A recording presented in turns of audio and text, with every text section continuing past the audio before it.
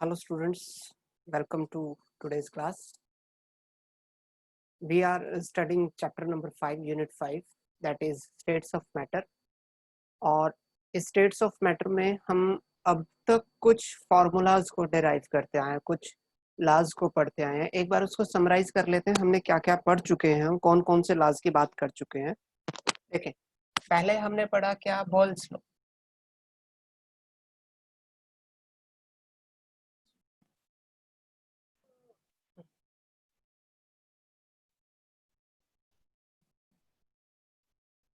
Boyle's law.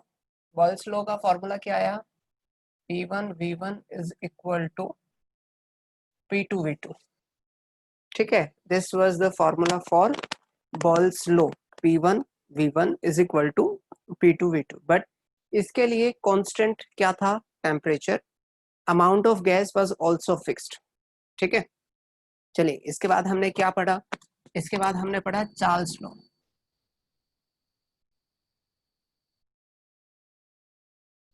Charles law क्या कहता है, V1 upon T1 is equal to V2 upon T2 at constant pressure for a given amount of gas. उसके बाद हमने पढ़ा क्या, Gay-Lussac law.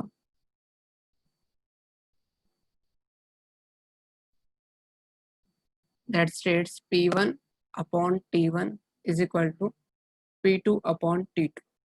Then last and final हमने पढ़ा, that was Avogadro's law, जो कहता है volume is directly proportional to n. ठीक है, यानी कि volume of the gas will be directly proportional to the amount of the gas. Gas जितने ज्यादा अमाउंट में होगी वो उतना ज्यादा स्पेस ऑक्यूपाई करेगी. इसको मैंने बड़े सिंपल सी एग्जांपल में समझाया था कि अगर आपके पास 10 आदमी है तो वो कम स्पेस घेरेंगे, 100 आदमी है उनसे ज्यादा घेरेंगे, 1000 आदमी है तो उससे ज्यादा स्पेस ऑक्यूपाई करेंगे. And space occupied is called volume.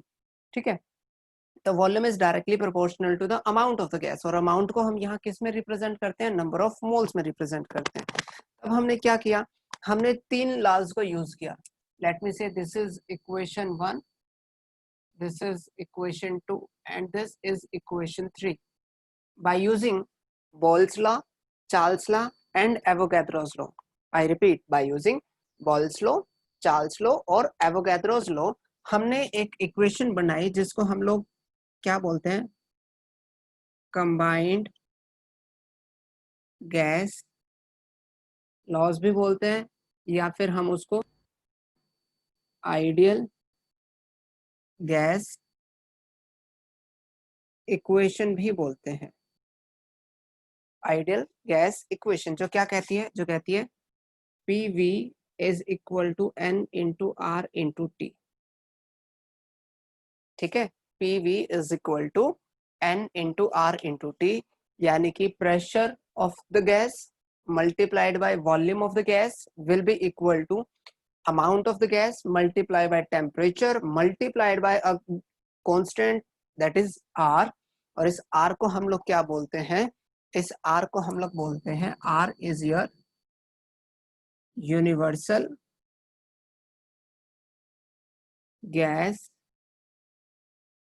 constant. क्या बोलते हैं इसको, यूनिवर्सल गैस कांस्टेंट. अब यहां से समझते हैं हम. We said PV is equal to nRT. Let's say let amount of gas is constant. वैसे भी हम गैस के अमाउंट को कभी भी चेंज नहीं करते, जितना लिया है उतना ही रखेंगे. and R is already constant. Let me say this is equation 4. From equation 4 I can say PV is upon T is equal to N into R. बड़े ध्यान से समझेंगे हम, हालांकि ये आपको आता है बट हम एक बार रिकैप्चुलेट कर रहे हैं. PV upon T is equal to N into R. तो ये हमेशा क्या होगा, कांस्टेंट के इक्वल होगा. यानी कि प्रेशर की वैल्यू कुछ भी रखो, वॉल्यूम की वैल्यू कुछ भी रखो, टेम्परेचर की वैल्यू कुछ भी रखो, हमेशा it will be equal to amount of the gas multiplied by gas constant. हालांकि अब तक मैंने आपको गैस कांस्टेंट की क्या क्या वैल्यूज आएगी इसके बारे में कोई हिंट नहीं दिया, आज हम उसकी भी बात करने वाले हैं। बट पी वी, इस इक्वेशन को मैंने जो है रीअरेंज किया, तो यहाँ से P V upon T is equal to N into R. Let me say, अगर प्रेशर है P1, वॉल्यूम है V1, टेम्परेचर है T1, then it will be equal to N into R. ठीक है, क्योंकि अमाउंट ऑफ गैस को हम change नहीं कर रहे, आर तो ऑलरेडी कांस्टेंट है। चलिए, हमने प्रेशर को चेंज कर दिया किससे, P2 से, वॉल्यूम को चेंज कर दिया किससे, V2 से, और टेम्परेचर को चेंज कर दिया T2 से, still it will be equal to N into R. पहले भी ये किसके इक्वल था, एन आर के, अब भी ये किसके इक्वल है, एन आर के। लेट मी से this A and let me say this is equation B. I would say from equation A and equation B, क्योंकि दोनों की राइट हैंड साइड क्या है, इक्वल है, then I can say P1 V1 upon T1 is equal to P2 V2 upon T2। यानी कि वो हमें क्या दे, हमें दे कि भाई गैस है, एक आइडियल गैस है जिसका प्रेशर है P1, वॉल्यूम है V1, टेम्परेचर है T1, तो मैंने इसका प्रेशर चेंज कर दिया, वॉल्यूम चेंज कर दिया, what will be the effect on temperature, या प्रेशर चेंज कर दिया, टेम्परेचर चेंज कर दिया, बताओ नया वॉल्यूम क्या आएगा। ठीक है, यानी कि जब आइडियल गैस के लिए दो अलग अलग कंडीशन दे रखी हो, प्रेशर दो है, वॉल्यूम दो है, टेम्परेचर दो है, then I will use this particular equation.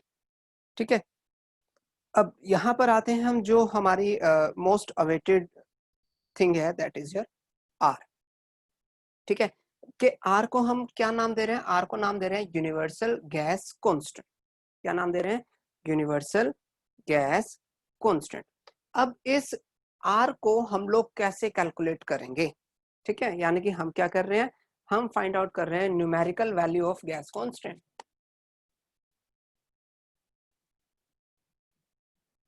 Numerical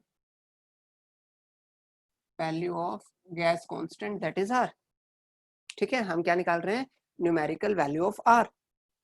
देखिए, फ्रॉम इक्वेशन 4, फ्रॉम इक्वेशन 4, बड़े ध्यान से समझेंगे हम, from equation 4 I can say that R is equal to P V over N into T. P V over n into t, where p is the pressure, v is the volume, n is the amount of the gas, जो क्या होता है, जो होता है number of moles के terms में, t is the temperature। और मैं ये बात बहुत बार बता चुका हूँ कि हम जब भी स्टेट्स ऑफ मैटर पढ़ेंगे तो हमेशा हमेशा हमेशा टेम्परेचर जो होगा that will be always in kelvin, हम उसको जो है केल्विन में ही पुट करेंगे। अब देखते हैं यहाँ पर n, तो let's say n is equal to 1 mole, 1 mole. अब प्रेशर की बहुत सारी यूनिट्स है, जैसे प्रेशर को मेजर किया जा सकता है एटीएम में, ठीक है, उसको बार में मेजर किया जा सकता है, उसको जो है पास्कल में मेजर किया जा सकता है, अलग अलग यूनिट्स हैं प्रेशर की। देखें, अगर मान लो 1 मोल है और प्रेशर है 1 एटीएम का, 1 एटीएम, 1 एटीएम का मतलब क्या है, 1 एटमॉस्फेयर। ठीक है, ये यूनिट है उसकी। और वॉल्यूम कितना है, वॉल्यूम है हमारे पास 22.4 लीटर्स, 22.4 लीटर्स। अब टेम्परेचर, टेम्परेचर मैंने पुट कर लिया 273 केल्विन। अलग अलग कंडीशंस हैं, soon you will come to know कि कैसे हम इसको याद रख सकते हैं। तो जब आप ये सारी वैल्यूज पुट करते हैं, कौन कौन सी, के 22.4 लीटर, प्रेशर कितने है, आप इस फॉर्म में अगर ये, लेट मी से this is equation number 5, putting all these values in equation 5, what do we get, we get r is equal to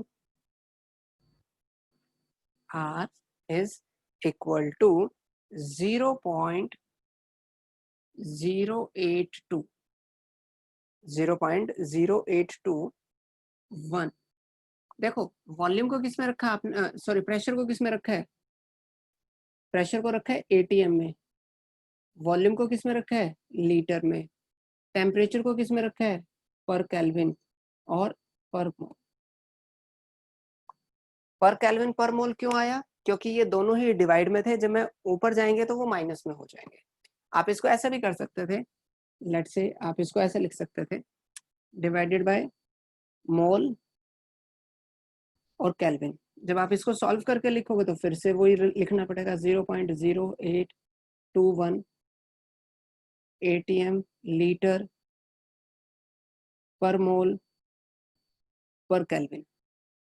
ठीक है, तो आप डायरेक्ट ये वैल्यू याद रखेंगे, आपको ये सब कंडीशन याद रखने की भी जरूरत नहीं है, आप डायरेक्ट जो है ये वैल्यू ही याद रखने वाले हैं। ठीक है, लेकिन एक बार फिर से ध्यान दो कि हमने क्या किया, हमने यहाँ पर जो है वॉल्यूम को 22.4 लीटर रखा। अगर मैं इसको लीटर की बजाय आई नो के 22.4 litre is equal to 22,400 centimetre cube, बात वही है, मैंने यूनिट कन्वर्ट कर दी कि लीटर को किस में ले गया, मैं सेंटीमीटर क्यूब में ले गया। तो जब ऐसा करेंगे और आप यहाँ पर 22.4 लीटर की बजाय आप क्या रख देंगे, 22,400 रखेंगे, तो जब आप इसको सॉल्व करके आएंगे तो आर की जो वैल्यू आएगी that will be 82.1, that will be your 82.1 centimetre cube. ठीक है, सिर्फ आपको क्या करना है, लीटर की जगह क्या पुट करना है, सेंटीमीटर क्यूब। प्रेशर पहले किस में था, एटीएम में, अब भी किस में होगा, एटीएम में। मैंने क्योंकि सिर्फ और सिर्फ वॉल्यूम को चेंज किया है, तो सेंटीमीटर क्यूब एटीएम पर मोल पर केल्विन, पर मोल पर केल्विन। ठीक है, दिस इज द यूनिट। अगर मान लो हम इसको सीजीएस सिस्टम में लेके जाते हैं, सीजीएस में, ठीक है, तो सीजीएस में क्या आ जाता है कि प्रेशर को हम किस में मेजर करते हैं, हम उसको मेजर करते जो है या तो सेंटीमीटर में मेजर करते हैं। चलो इसको भी मैं सॉल्व करके दिखा देता हूँ। इन सीजीएस,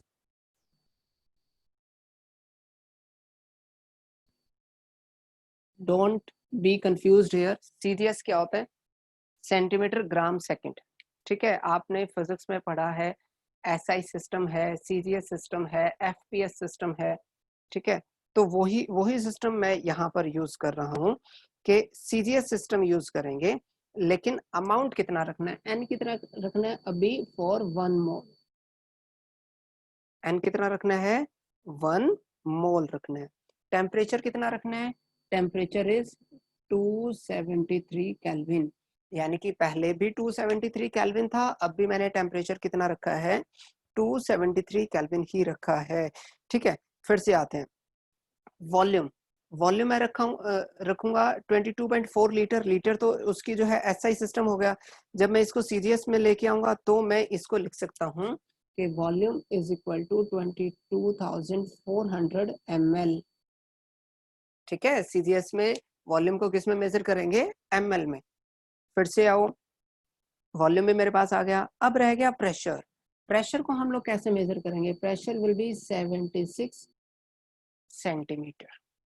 ठीक है, क्योंकि आपने किस में, सीजीएस, सेंटीमीटर ग्राम सेकंड।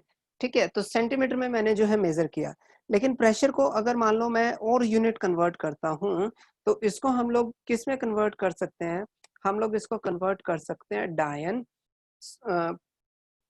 पर सेंटीमीटर स्क्वायर।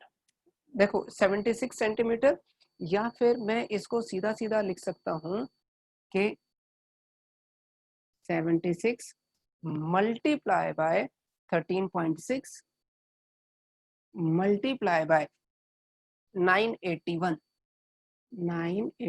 डायन सेंटीमीटर स्क्वायर। ठीक है, अब ये किसके लिए क्या है, मुझे इस बात में कोई इंटरेस्ट नहीं।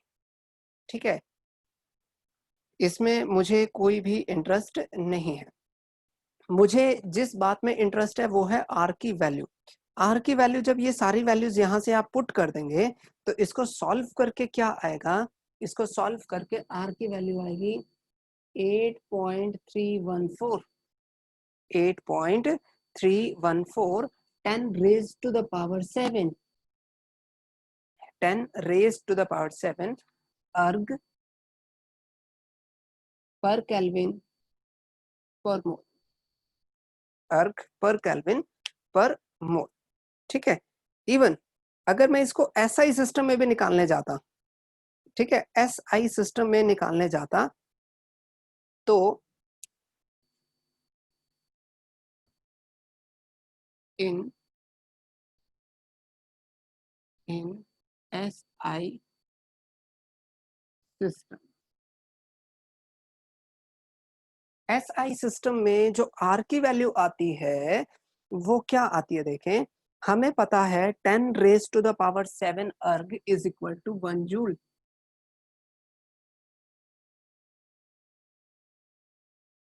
ठीक है, या फिजिक्स में बहुत सारे कन्वर्जन्स करते हैं, मैं उसी में से कुछ जो है कन्वर्जन्स का यूज कर रहा हूं।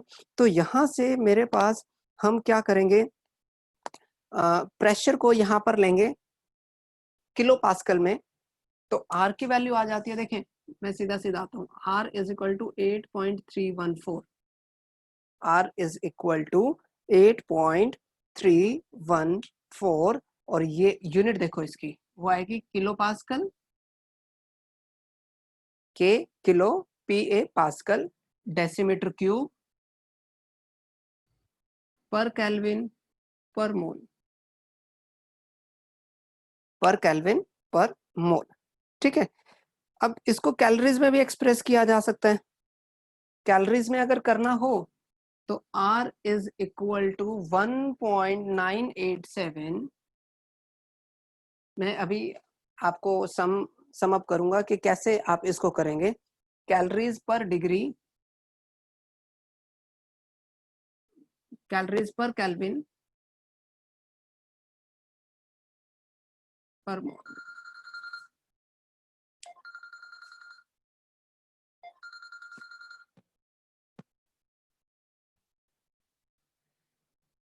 तो यहां से देखें हमारे पास वैल्यूज तो कई आ गई, जैसे R की एक वैल्यू तो ये आ गई हमारे पास, कौन सी, that was your this one,